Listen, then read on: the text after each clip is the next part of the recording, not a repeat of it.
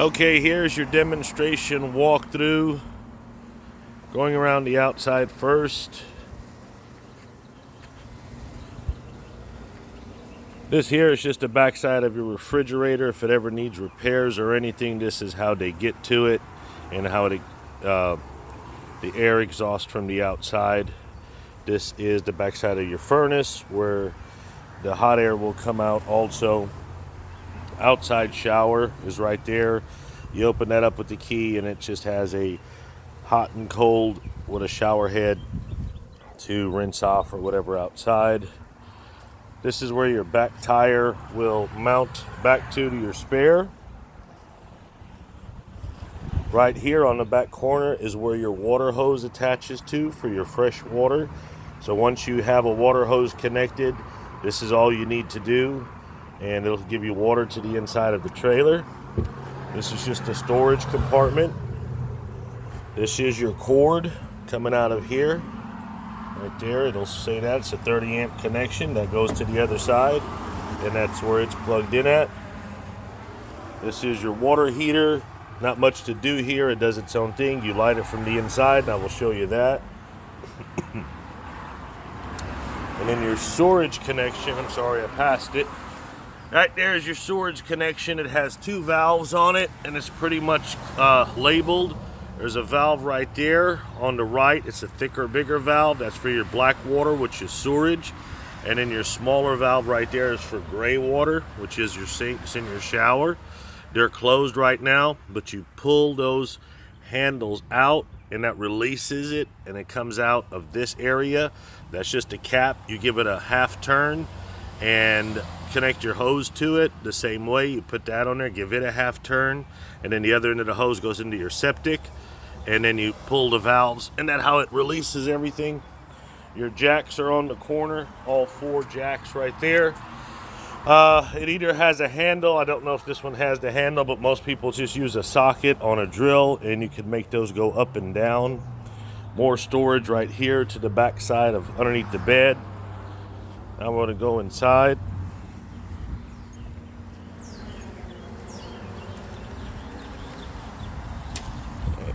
We'll walk up in the inside now.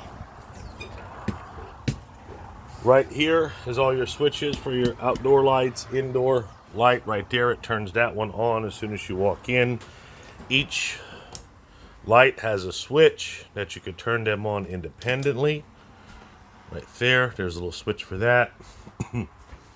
Right here, a light, and so on and so forth is how you turn everything on. Your hot water is on right now. You'll see that when you get here. Getting really good and hot.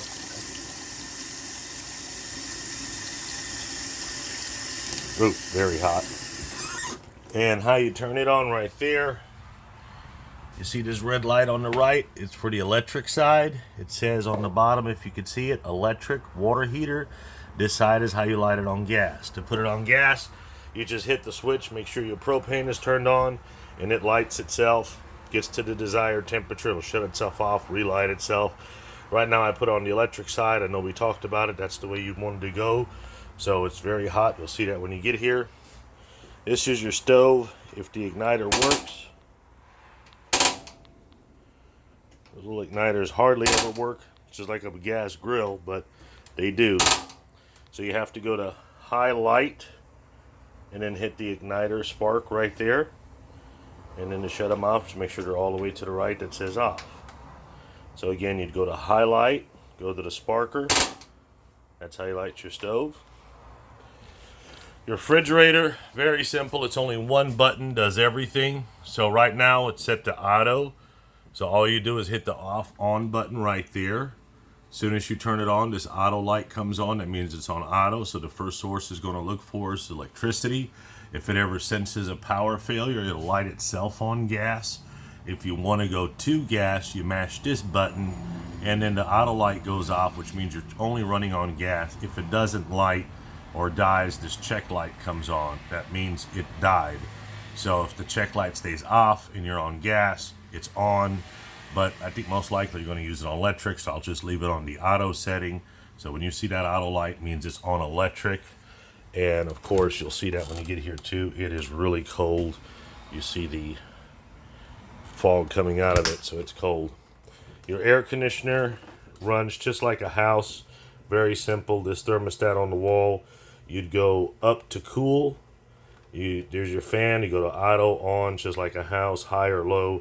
Set your desired temperature, and that's how you're going to see your AC working and shutting it off and on. Very self-explanatory, just like a house. All the controls are right there: off, cool, furnace. Bathroom here, everything again works the same. Your toilet flushes right there. That lets water in. Shower works just normally, hot and cold water. There's your shower head. That's most of your main appliances. To close the slides and open the slides, there is a switch right here. The one on the left says slide out. You have to turn the power to it on. Turn the power on, that red light comes on, and then you can operate the slide switch in or out.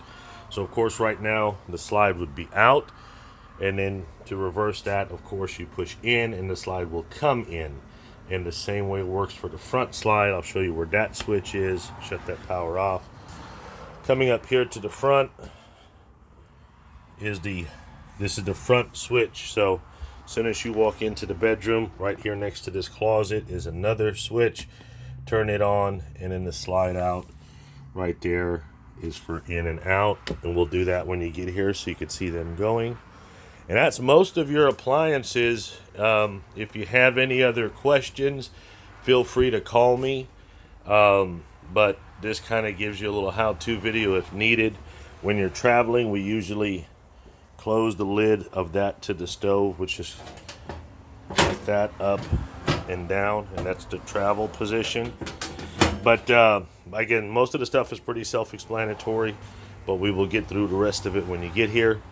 And you can always refer to this video. Thank you so much.